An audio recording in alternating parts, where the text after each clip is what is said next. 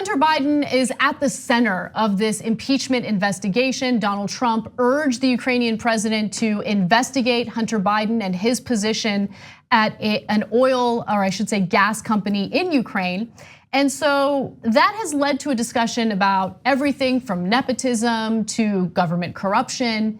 And Hunter Biden wanted to address some of those accusations during an interview with ABC. Now, this first clip that we're gonna show you basically involves how Hunter Biden feels about this impeachment circus going on. Take a look. It's really hard for me to say anything snarky right now or combative because I was raised to respect that office. I don't know, it's making me emotional. Why do you think you're getting emotional? Because I'm really proud of being an American. But I have to admit, I take no pleasure in this, as watching this death spiral of this administration, this president, and the people that surround him.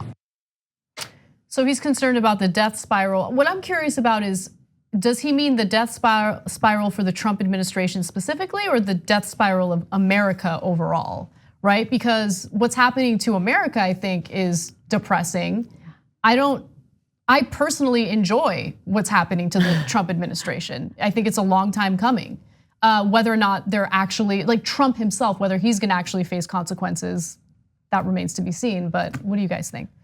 Oh yeah, he's very concerned for the office of the presidency. I mean, this whole charade is kind of, it's one of these very frustrating 2019 stories in which immediately both camps have to sort of retrench and double fortify their positions because like I've seen like this sort of the mainstream sort of liberal narrative on this is that Hunter Biden and Joe Biden did nothing wrong, that there was nothing wrong with the arrangements, and then on the right, there's all kinds of like crazy allegations that aren't true either. But what it is fundamentally true is that the Hunter Biden agreements with his position on the Ukrainian gas company was improper. Like it's not totally kosher. No. Whether it's illegal or not is different. I mean, but it is fundamentally a corrupt arrangement. And for Democrats to pretend that there was nothing wrong with this, I think caused them to lose all kinds of credibility. Anyone could look at that and be like, oh, the vice president's son got a cushy gig at some Ukrainian gas company, even though he knows nothing about anything of Ukraine or energy or anything like that. I totally agree with you. It's wrong, and it is wrong. So it's not illegal, no. And I think it should be, right? I think it should be, and I think it should be prevented from happening in the future. I don't think that it's a good look for any child of any president to have this insane lucrative position on a board that they have no expertise on whatsoever. 50 grand a month, that is not a small amount of money, right? So I'll take it. Is there an abuse of power there? Obviously not a criminal abuse of power, but yeah, of course there's an abuse of power. You get to cash in on your last name. At the same time though, and I'm gonna bring up something that might upset others, I think that you can be in favor of calling out both things, right? Yes. You can call, and I get frustrated with people on the left who think like, no, I'm gonna avoid, mentioning the credibility of this impeachment investigation and just hone in on the Bidens because that is my only goal. I'm gonna avoid criticizing Trump at any and all circumstances, but I am gonna go after Biden. That frustrates me too because they're and I'm now talking about the media. The dishonesty in the media is driving me nuts, right? So I don't know what the intentions are for people who make those arguments, but there's actual criminality going on when it comes to the Trump administration. And we do need to do something about the abuse of power that happens in every administration. Yeah, I mean, absolutely. They're kind of almost setting it up by doing, interviews like this in terms of making it seem like Hunter Biden has been victimized in some way. And it's, we can't really do this. We can't be hypocritical and only call out one side and not, really call out the improprieties on the other side. We have to hold everybody accountable. Otherwise, we're just as bad as everybody else. Yeah, it's ridiculous. I mean, it's no different from I don't know when Peter Orszag left the Office of Management and Budget and immediately took a job at Citigroup for $10 million a year. it's the sort of day-to-day banal corruption that we've just kind of gotten used to. Well, yeah, we're numb but to it. It's still corruption. Absolutely. It is a corrupt arrangement. That is not illegal for Peter Orszag to take that job with Citigroup. And it should be. But it should be. Yeah. But it's still corrupt. It's like, it's still wrong, improper, whatever you want to call it, unethical.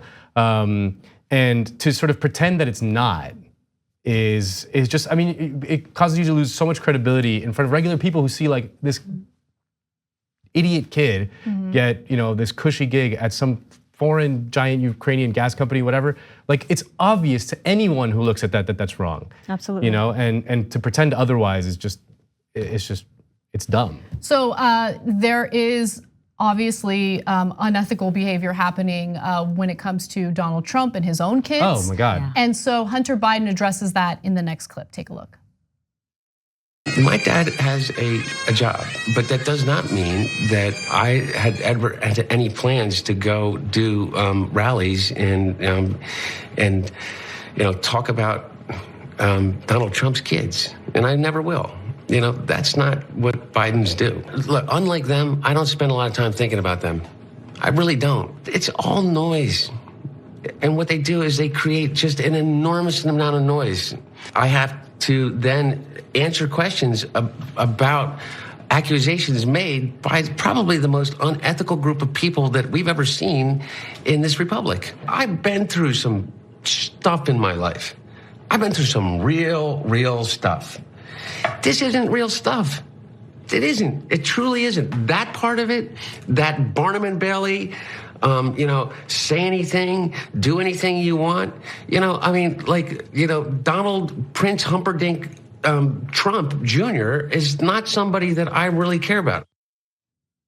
What is he? What was that? In all due respect, he really reminds me of kind of a Kendall Roy Succession. Yeah. Yeah, he really gives that vibe. And it's just kind of a, he's just, all shucks, trying to be sweet and wholesome. And it's really, I don't know. Part of me is like, yeah, are you getting your hands dirty too? Maybe? We're not gonna go after Trump's kids who are currently serving in the White House as senior advisors because that's not what the Bidens do. Okay, so just keep taking those punches. And then, by the way, he went after them anyway, right? Like, went after them ineffectively. Because the right way to do it is say, look, I think we've already addressed this. I think that his position at that gas company was problematic. So I'm not giving him a pass on that. But I'm just saying, as someone, if I were his publicist and I somehow made the terrible decision of allowing him to do this interview, I would tell him, listen to me, okay? Yeah.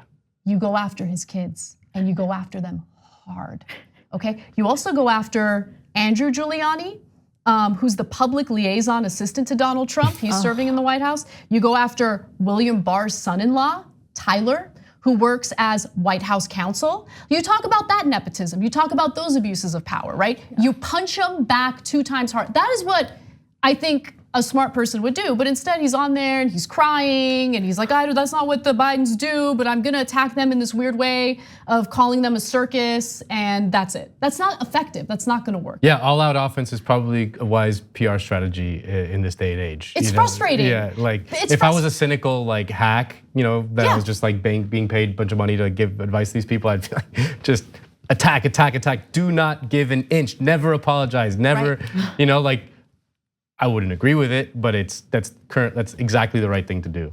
I think for me, the reason why that clip frustrated me so much is because it was the perfect symbol of Democratic weakness. Yes. Because we're not on even playing fields right now. Like, we're dealing with an administration that has absolutely no limits. They will punch below the belt. They will do whatever it takes.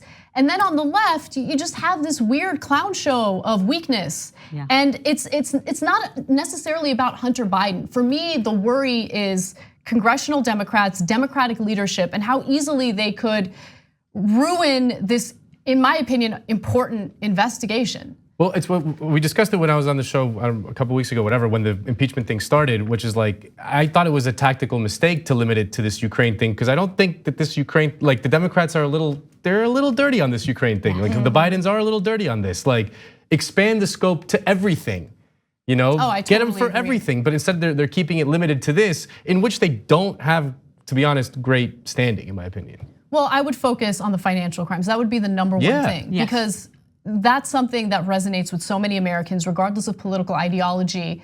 Everyone is fed up with these people in positions of power using their positions of power to enrich themselves. So let's talk about that. Let's talk about violations of the Emoluments Clause. But I think that they are afraid of touching that because they are probably dirty too. Yeah, they're gonna have, then all of a sudden their kids and where their kids work and all the things that were done to get them where they are. Can of worms they're worried about, they're worried about facing their own consequences. Now, with that said, let's move on to one final clip from this interview. Here's Hunter Biden talking about his position at that gas company. Why did you leave the board in April? It's a 5-year term.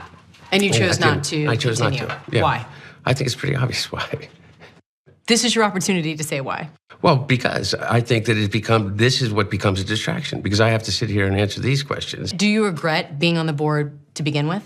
No, I don't regret being on the board. What I regret is not taking into account that there would be a Rudy Giuliani and a president of the United States that would be listening to this ridiculous conspiracy idea, which has again been completely debunked by everyone. And I think people at home are thinking, how could that not have crossed your mind, or you wouldn't have felt just a little bit in your gut, like maybe this isn't a good idea to go and sit on the board of this Ukrainian company. I said to you, in retrospect, I wish that my judgment. Time, you never thought this might not look right. You know what? I'm a human.